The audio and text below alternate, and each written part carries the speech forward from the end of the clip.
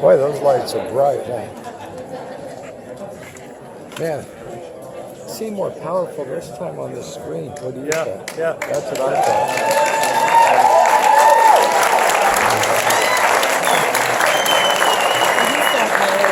Yeah, no.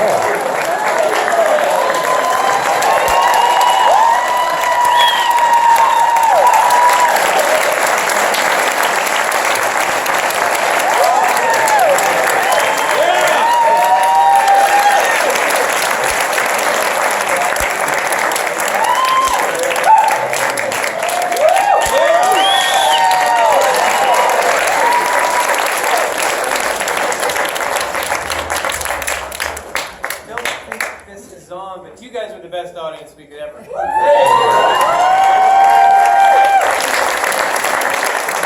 How is it that you guys got every joke? You don't know? Best movie ever. Yeah. You guys are very sweet. Sasha, Charlie, Lauren, Lakis, and the infamous Tony DuShane. Are there any questions from the audience? Am I still going to make it in the new system? That's a you. No. Yes. What made you choose this film to direct as your first? I read the book and it freaked me out. I had no idea. And, you know, I said this on the radio, essentially there's 6 or 7 stories, and after you've been around for 20 or 30 years, scripts all start to sell. Boy meets girl, boy gets girl. I read this book and I thought, what the hell? It was extraordinarily different. And then when I talked to Tony, I thought, wow, why not? It's crazy. Yes? Have the witnesses had any reaction to the film? Tony? They like to ignore, so that whole like shunning thing, that's just, so I'm extremely ignored. And proud. I thought we had someone asking us questions. I don't know. Yeah? Oh. I thought we'd feel, yes. So, Tony, you know, you're close to your parents. They're here right now. Oh, hi.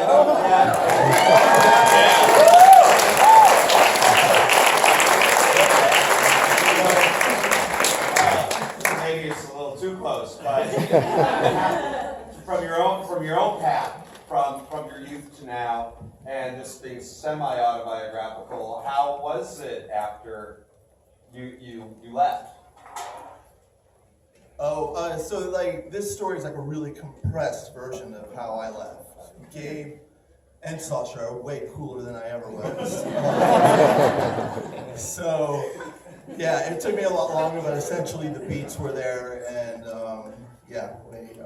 he just gets there a lot faster than I do. Yeah. There was a question back there. Yes. I wanted to poll the audience to see how many reformed witnesses are actually present. And how many reforms, you know?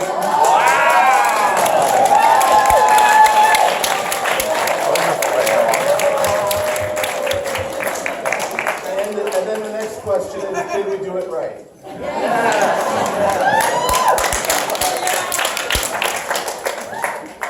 And that's Eric really getting the story on every single level. It was amazing. Yes. Do you really have to accurately count how many strokes of a cock went into someone's ass? Absolutely, yes. That's actually a good question. So my dad was an elder. He did go into the bathroom with those big stupid phone cords and listen to those confessions. And yes, the elders do ask you if your dick went in 6 times, if you enjoyed it, was there ejaculation. I've been through those interrogations hours and hours on end on the other side of it. And I couldn't even be, that was the one day on set I could not be in the room because I love this guy too much. And I'm just like, fuck, he's reliving my life. And I had to be in the office. I couldn't even be on set for that one. Yes, sir. Another question. For Mr. DuShane, did you hesitate to release this story, the novel, for fear that it might affect your life or your? Oh, it fucked up my life so much more than I ever thought. But I mean, look at this. This makes up for everything.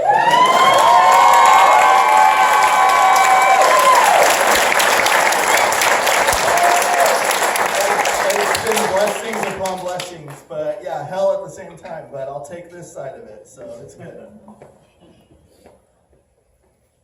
Yes, sir. Andy here. Hi, Andy. I'd love to see Tony.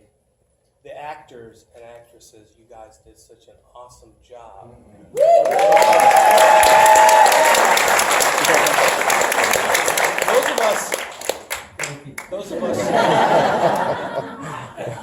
Those of us ex-Joe, well, at least me, this ex-JW, wants to know, how did you get it so perfect? Who coached you? I mean, how did that happen? Well, I play JW.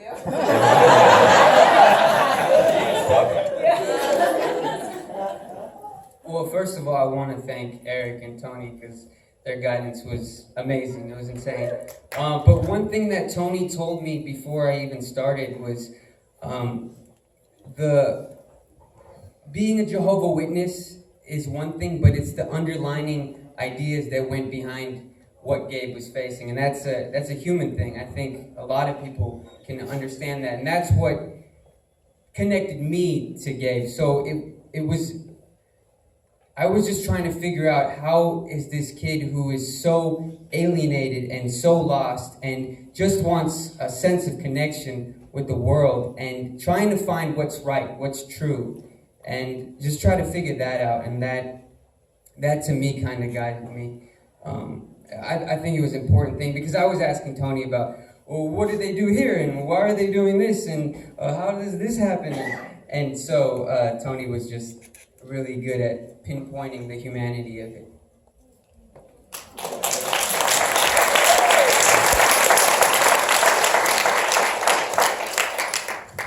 I grew up in a super small town in South Dakota that was hyper conservative. And so it wasn't Jehovah, but it was a similar world. Like, I understood the world, I think. And I also understood that longing to leave that world. So I think it was sort of like, it was different, but it was something that I could definitely relate to.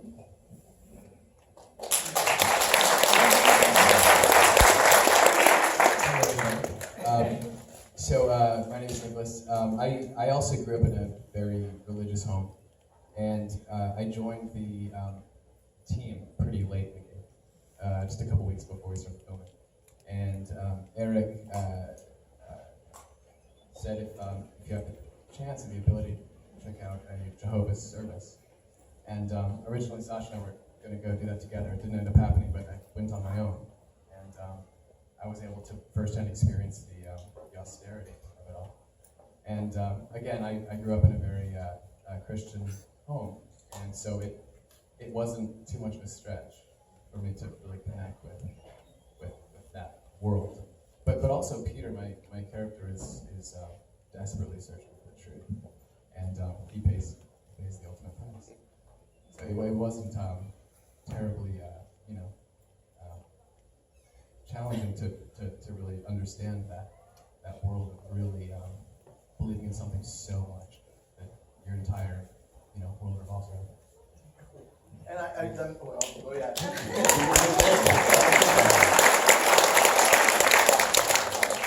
Obviously, I didn't play a JW, so I don't know what the preparation was for that. But it's sort of what Sasha was just saying. Feeling alienated and lost and wanting a sense of connection. Like, that's a very basic human thing. So yeah, I definitely resonated with that same thing. Unfortunately, I think Karen was looking for it in a place where she shouldn't have. But, yeah. And Laura Lakis, she fucks cousins. No, just the one thing about the story, because because I know it's like easy to like laugh and say, you know, and especially me being on the other side of the Jehovah's Witnesses. This is kind of a love letter to the Jehovah's Witnesses in a weird way in my identity as a Jehovah's Witness. I don't feel bad about growing up a Jehovah's Witness. It's and that's how I approach like the story. It was hard to approach it that way, but there's also I wanted, like, when people have Jehovah's Witnesses knocking on their door, I wanted to know there was three-dimensional characters that even they just look like dorky Jehovah's Witnesses with watchtowers, but there's actually really conflict and stuff going on inside of them. So, man, I didn't mean to bring it all down.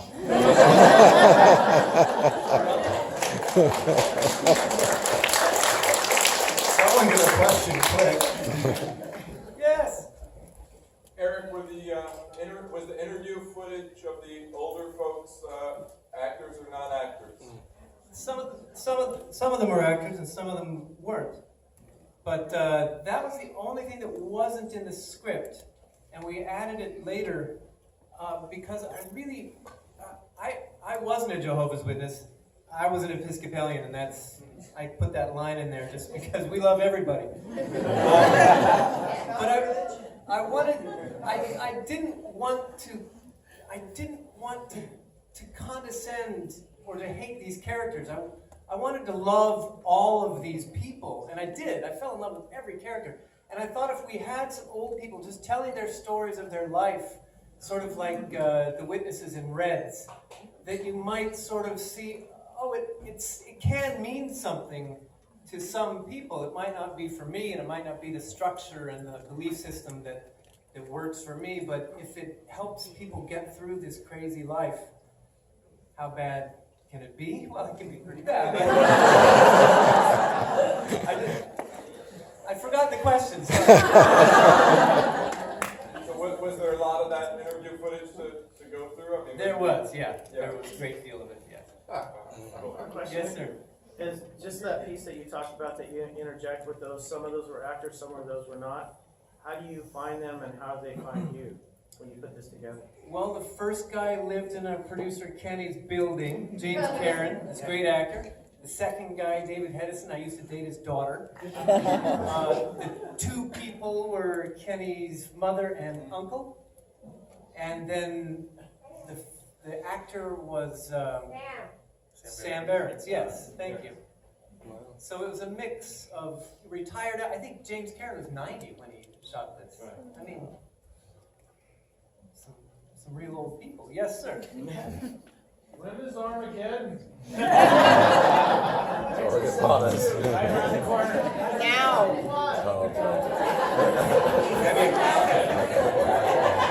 Have you been reading the papers recently?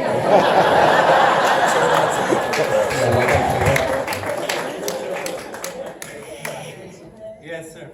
First of all, I want to applaud your whole use of location, the way that you use San Francisco as almost this kind of way to escape.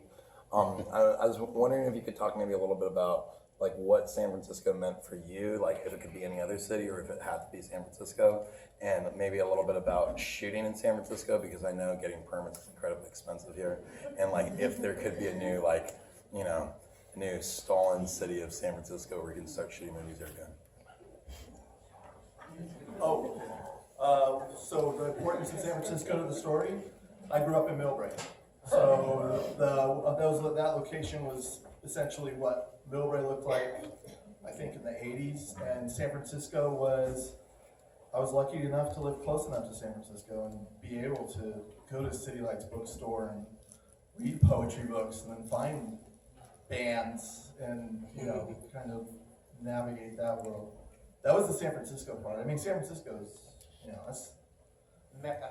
Yeah, so that was in the script, in the story, in the book. There was it's San Francisco's. It's a character. Yeah, it's character. Yeah. Is that the? Did you get? Well, yeah, that totally answered it. But did you get permits for shooting in San Francisco? Or did you just? Yeah, we did. Yes, of course. Absolutely. We really did. Yeah. But the majority of the film was shot in Fallbrook. Yeah. One of the producers is here. Yeah. Who essentially swore Yeah. This one, to open up the city of Fallbrook, like I've done films in a lot of crazy places. She had a golden key that opened up every street and door and restaurant, and people would welcome us in and cook for us, and she housed us. I mean, the city, on a certain level, it was crazy because we didn't have permits, and we were in the streets shooting, and afterwards I thought, geez, I'm glad nobody got hit by a car. But it was a little bit like the Wild West, and in retrospect it reminded me of what it must have been like when the silent film started, and there were no rules. You just took a camera and put it on the back of a car and cruised around until somebody fell off. But Leah, without you, this could not have been made.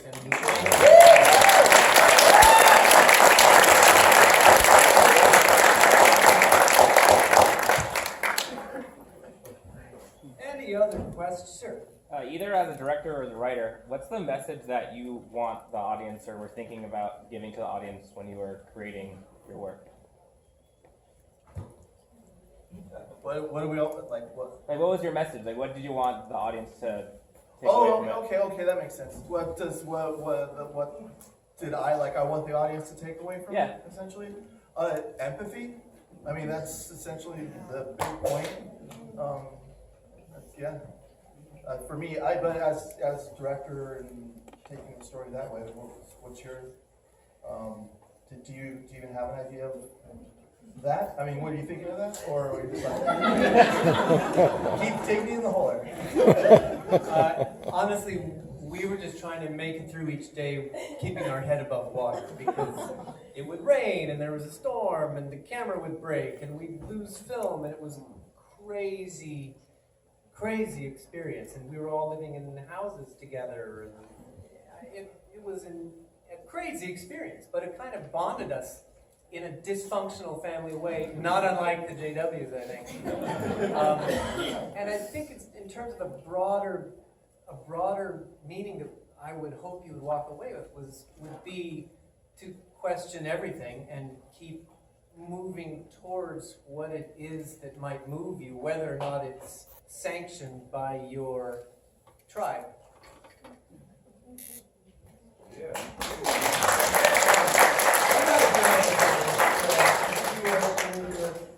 What, as a writer and as a director separate, what was your favorite scenes after seeing it again?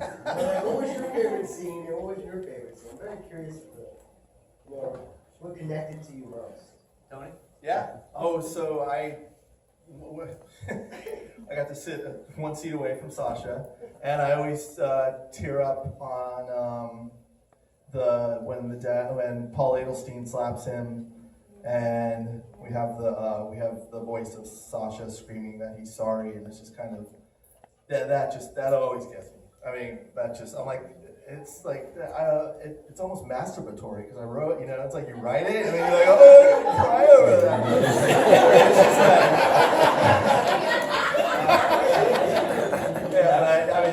It's it's Eric and the whole, cast and everyone doing it, and that always gets me. I'm glad no one sat next to me and knew that I cried. Eric, I really am incredibly moved by what these actors did, because literally we would set up a scene and we'd do it, and then we did some sort of structured improvisation where they would go around the lines, and I really feel like in these scenes there is an issue of consent that is particularly potent now. Was it rape? Did she invite it? Did he misread her? Did she? I mean, it's so complicated, and they made it much more than just a sort of sexy teen movie. I don't feel it was lascivious so much as painful to watch how boys and girls don't have the first idea how to discuss pleasure or love or any. We're not trained in that. Our culture is just trained to buy shit.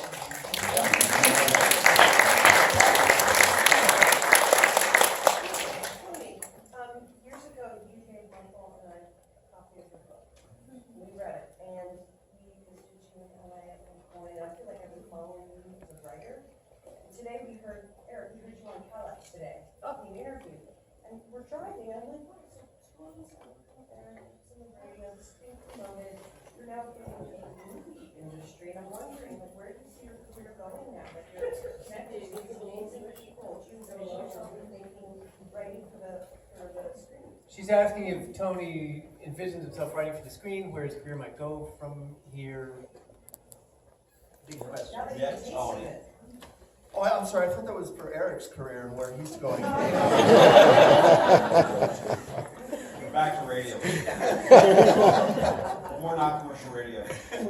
Wait, I mean, I'm writing. I have projects I'm doing. Yeah. We'll see if they come to fruition. This is the experience. I know this is going to be the best experience I had being on set through the whole process. This is the family here, and Crystal and Leah and everyone in the crowd.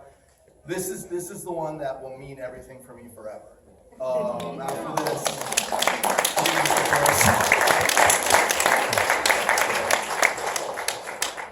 way in the back. So the movie began with Peter's suicide and it ended with the suicide. Tony, what was your experience with that? Was that something that was true to you? well, I didn't kill myself yet. No, very true. Peter was a mishmash of some people, and one of my Jehovah's Witness friends did kill himself on a tree by hanging himself. It was really important for me that we got to pay tribute to him. His name was Matt, and I've had other friends kill themselves that were disfellowshipped from the Jehovah's Witnesses. So, yeah, and there's been suicide in my family where it didn't involve Jehovah's Witnesses. So yeah, let me bring it down again, I guess.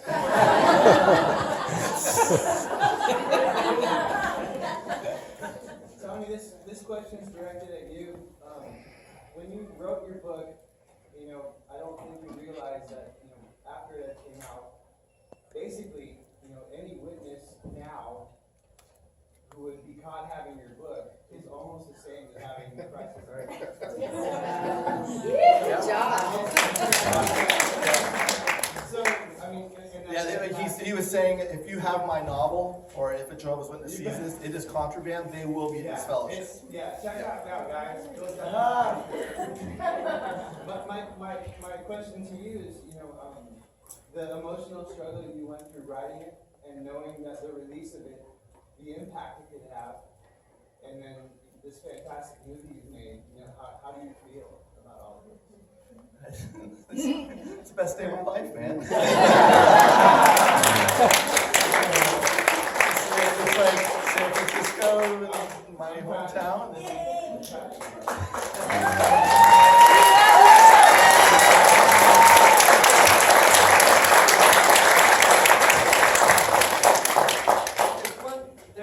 We should probably wrap this up because it's dawn. One hand in the way back.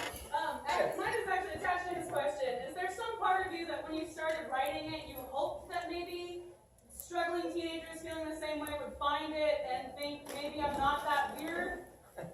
Was it supposed to be a beacon of hope, or was that completely unintentional? No, well, I mean, in the the original kind of with Uncle Jeff, who's played by Rob Giles in the movie, that was kind of a version of me talking to a version of a younger self, and that's how that kind of came together.